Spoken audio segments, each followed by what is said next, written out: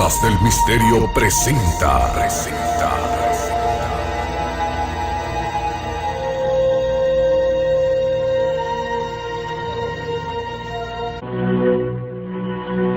El Mahabharata.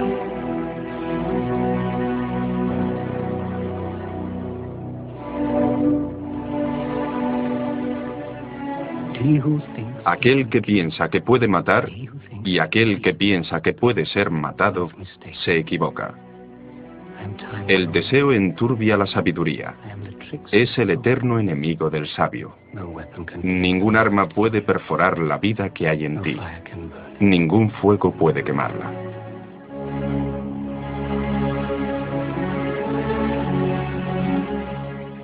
En Occidente a veces estudiamos las grandes obras de la literatura antigua, más bien por obligación que por puro placer. Homero, Shakespeare, nos parecen extraños, intelectuales, elitistas. El pasado no está vivo para la mayoría de nosotros. Hemos perdido nuestra conexión con él y nos sentimos extraños incluso en el mundo de nuestros abuelos. Es el precio que tenemos que pagar por el progreso que, en definitiva, es la creencia de que las edades doradas están siempre en el futuro, en la vanguardia. Ordenadores, medicina, ciencia. El pasado es una vergüenza. Nos avergüenza nuestra ignorancia, nuestras estúpidas supersticiones. Asumimos que es igual en todas partes, o pronto lo será. Paul William Roberts, viajero y escritor prolífico. Su libro más vendido en la India es El Imperio del Alma.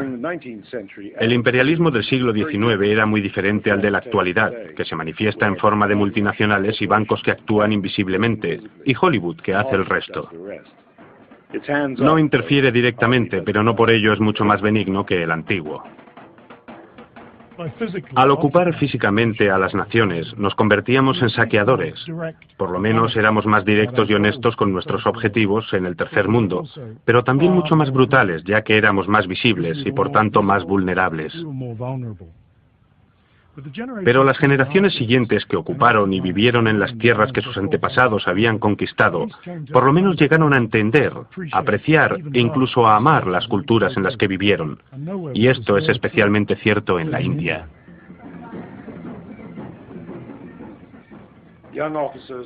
A los jóvenes oficiales o los funcionarios que llegaban por primera vez a sus nuevas casas entre hojas de palmeras y campos de arroz, o en el calor y el polvo de un acantonamiento del desierto, solían aconsejarles algún viejo sirviente indio bien intencionado, de que si querían entender la verdad, la esencia del lugar y sus gentes, debían leer simplemente un libro, el Mahabharata, la epopeya más antigua del mundo, con mucho, y con sus 90.000 versos, el gran poema épico más largo del mundo, superando a la Biblia y a todas las obras de Shakespeare juntas.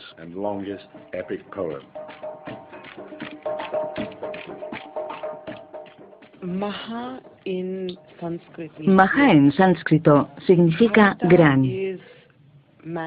Bharata es humanidad, porque nosotros pensamos que todo el mundo desciende originariamente de la India, o India. Así que el Mahabharata es la historia de la gran India, o del hombre original.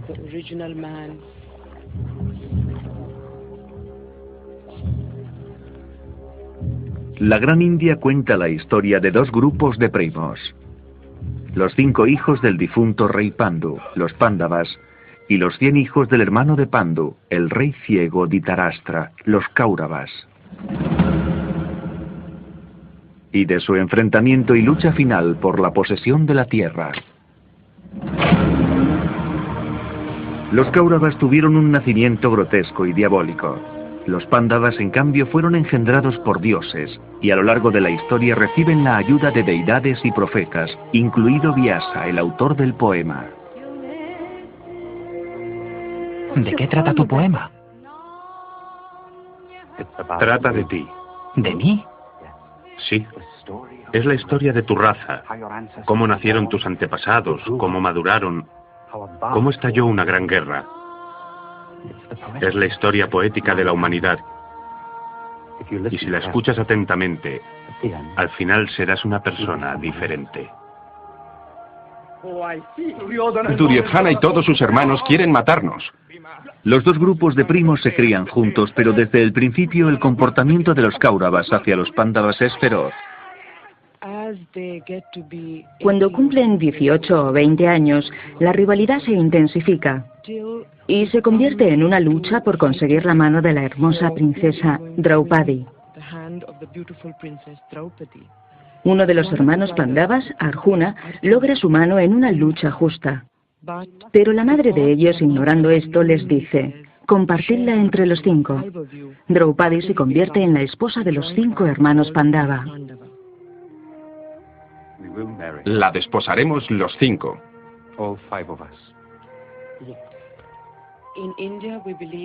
En la India creemos que los 5 Pandavas son los 5 sentidos. Y tenemos una historia preciosa que dice que si los 5 Pandavas son los 5 dedos de la mano, Draupadi es la palma. Así es como se hace un poderoso puño. Sin la palma, los dedos nunca estarían unidos.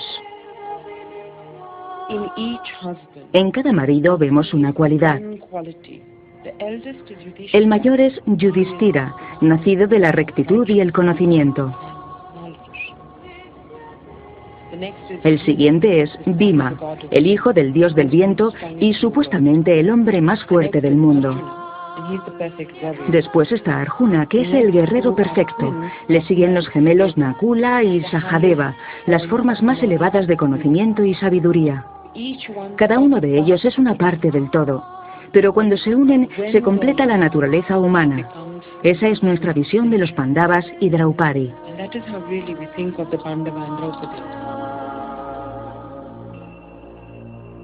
El Mahabharata no es simplemente una epopeya sobre una era, es un poema que se escribió en esa era. Los estudiosos indios lo sitúan miles y miles de años antes del inicio de la historia documentada. Sin embargo, esta noción ha suscitado el desdén de las academias occidentales, que se muestran reacias a conceder una fecha anterior al año 1000 a.C., con lo que convenientemente sería posterior a la Ilíada y la Odisea homéricas. De cualquier modo, lo que la convierte en una obra única de la literatura universal es que, al contrario de lo que sucede, digamos, con la Ilíada o la Odisea, todavía en la actualidad siguen disfrutando de ellas cientos de millones de personas de todas las extracciones sociales, muchas analfabetas. Algunos lo leerán, otros verán algún tipo de adaptación representada con canciones y danzas tradicionales, otros lo verán en dibujos animados. Sin embargo, el récord de audiencia lo obtuvo una serie reciente de televisión. Todos los viernes por la noche la India se paralizaba totalmente y el episodio semanal se discutía al día siguiente con tanta pasión como la provocada por cualquier culebrón de máxima audiencia. Si nosotros hoy nos sentimos totalmente ajenos al mundo de nuestros abuelos, desconectados de nuestro pasado, un hindú del año 2000 a.C. reconocerá perfectamente muchos aspectos de la vida de la India actual. Nosotros hemos crecido con el Mahabharata. Nos ha dado nuestros héroes y heroínas populares, nuestra música popular e historias para leer a la hora de dormir, nuestras parábolas sobre la moral y los valores. El tebeo de más éxito será el que trate del Mahabharata o el Ramayana. Es difícil entender esto en el contexto occidental, donde la religión implica ir a la iglesia y ser practicante. Para nosotros no es así. Los escolares, por ejemplo, si hay algún niño en tu clase que es muy fuerte o gordo, dicen, es exactamente como Bhima. Eso da una idea de la vitalidad y contemporaneidad del Mahabharata en la actualidad.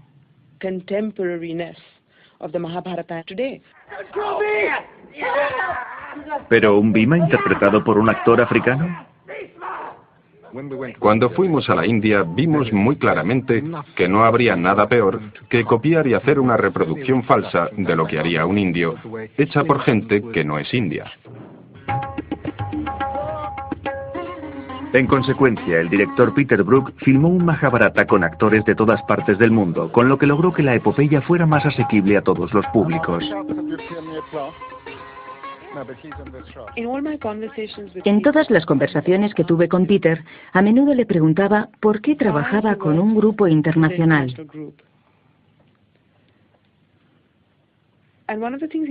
Y una de las cosas que me dijo fue, si un grupo tan pequeño, de diferentes razas, colores y países, puede crear algo armonioso, entonces el mundo tiene una posibilidad.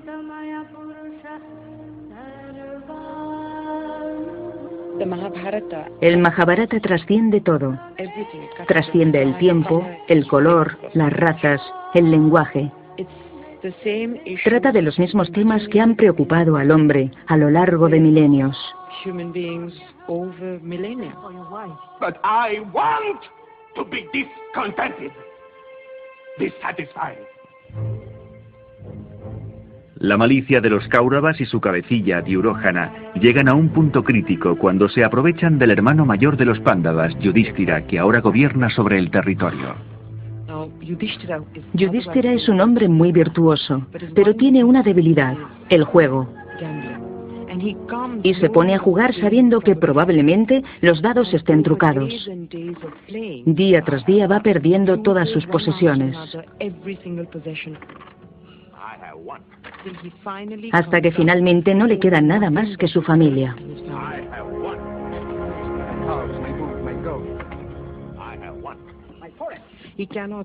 No puede parar, es como si estuviera poseído.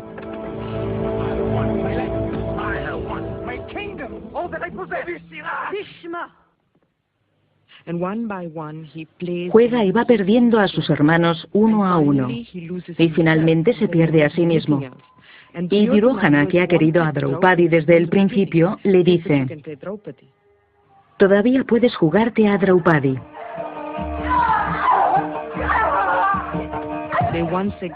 Vuelven a jugar y vuelve a perder. Los exilian a algún lugar de la selva donde nadie los pueda encontrar durante 12 años. Los Pándavas cumplen su parte del trato, pero su adversario, Duryodhana, no está dispuesto a devolver ni una mínima parte de su reino cuando regresan del exilio.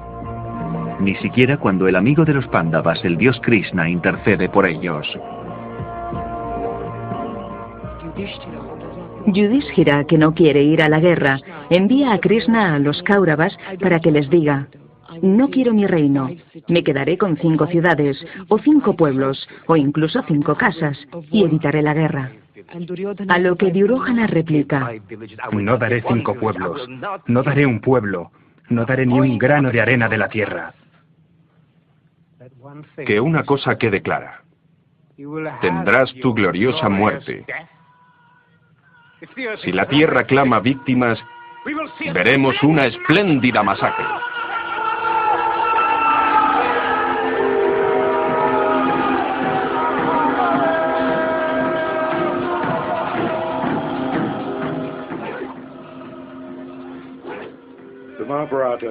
El Mahabharata es la historia de la guerra, de una guerra capital en un momento capital. El libro indio más antiguo, el de los sagrados Vedas, divide la vida en ciclos de tiempos astronómicos llamados yugas, que determinan el verdadero carácter de cada ciclo. Simplificando, estos ciclos son 4 y duran cada uno 28.000 años, durante los cuales hay un progresivo declive en los valores hasta la corrupción. Entonces el mundo es destruido para ser creado una y otra vez.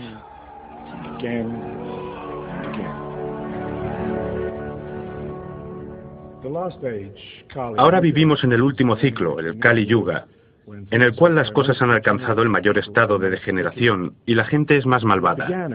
Pero según el libro de los Vedas, el ciclo empezó hace 14.000 años, con la gran batalla de Kurukshetra, alrededor de la cual gira el Mahabharata.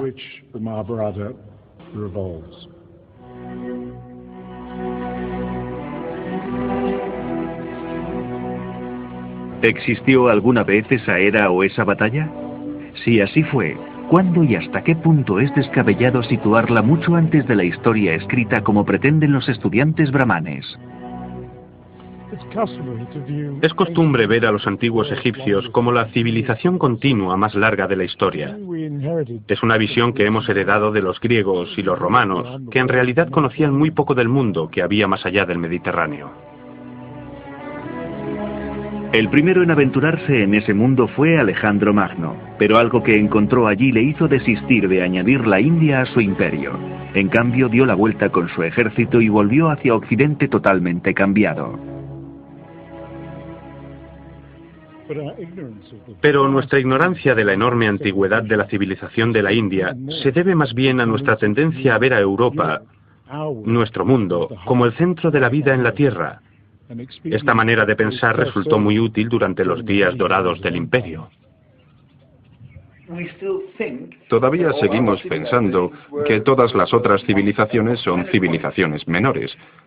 Y tal vez por eso nos sigue costando trabajo aceptar que en el subcontinente indio existió algo mucho más importante que todas las otras civilizaciones. El mundo, pero también mucho más brutales, ya que éramos más visibles y por tanto más vulnerables.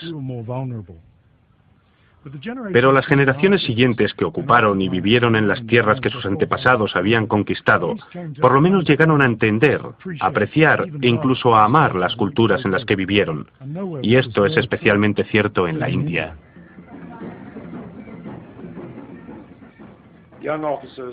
A los jóvenes oficiales o los funcionarios que llegaban por primera vez a sus nuevas casas entre hojas de palmeras y campos de arroz, o en el calor y el polvo de un acantonamiento del desierto, solían aconsejarles algún viejo sirviente indio bien intencionado, de que si querían entender la verdad, la esencia del lugar y sus gentes, debían leer simplemente un libro.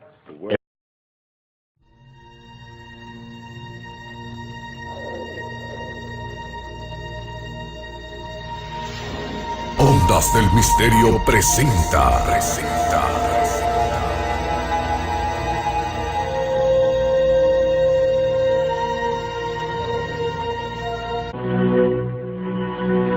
El Mahabharata.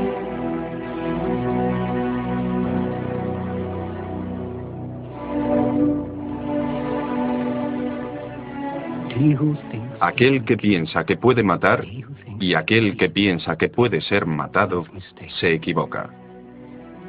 El deseo enturbia la sabiduría. Es el eterno enemigo del sabio. Nos avergüenza nuestra ignorancia, nuestras estúpidas supersticiones. Asumimos que es igual en todas partes, o pronto lo será.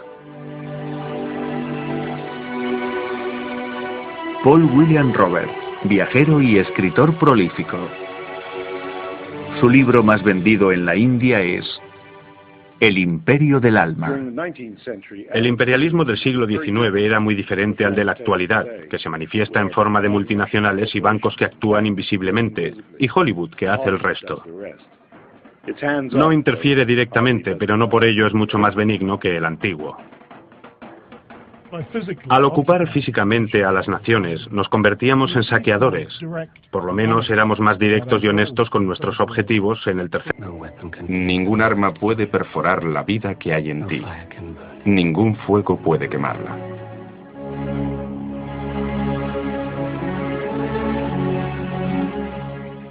En Occidente a veces estudiamos las grandes obras de la literatura antigua, más bien por obligación que por puro placer. Homero, Shakespeare, nos parecen extraños, intelectuales, elitistas. El pasado no está vivo para la mayoría de nosotros.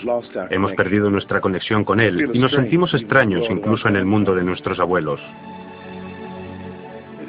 Es el precio que tenemos que pagar por el progreso que, en definitiva, es la creencia de que las edades doradas están siempre en el futuro, en la vanguardia. Ordenadores, medicina, ciencia. El pasado es una vergüenza, el Mahabharata, la epopeya más antigua del mundo, con mucho, y con sus 90.000 versos, el gran poema épico más largo del mundo, superando a la Biblia y a todas las obras de Shakespeare juntas.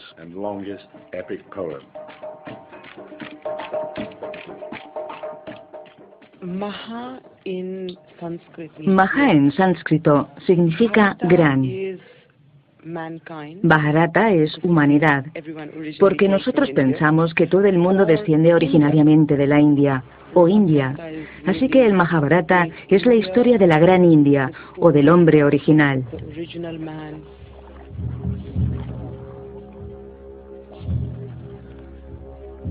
La Gran India cuenta la historia de dos grupos de